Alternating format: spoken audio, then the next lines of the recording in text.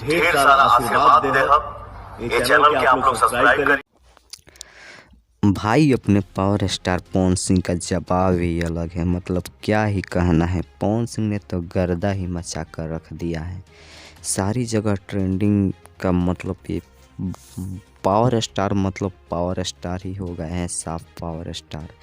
इनका पावर देखकर विरोधियों को तो फट ही गई होगी, क्योंकि शाहरुख खान के गाने को वो लोग तो हिला नहीं पाए, लेकिन अपना पावर स्टार का गाना आते ही पहले तो राज किया मेन पेज पर ट्रेंडिंग नंबर 1 पर, और उसके बाद से बारी आया म्यूजिक सेक्शन, जो कि म्यूजिक सेक्शन में 24 घंटा में 2 नंबर तक चल गया था। और अब बारी थी 1 नंबर की, जो कि 1 नंबर पर भी आ गया शाहरुख खान के गाने को पटक कर, और खेसारी लाल के गाने को भी पटक कर 1 नंबर पर आ गया अपना पावर स्टार पवन सिंह का पावरफुल वीडियो गाना पाँचे के नाचे है, जो कि भोजपुरी इतिहास को दोहरा दिए पावर स्टार पवन सिंह।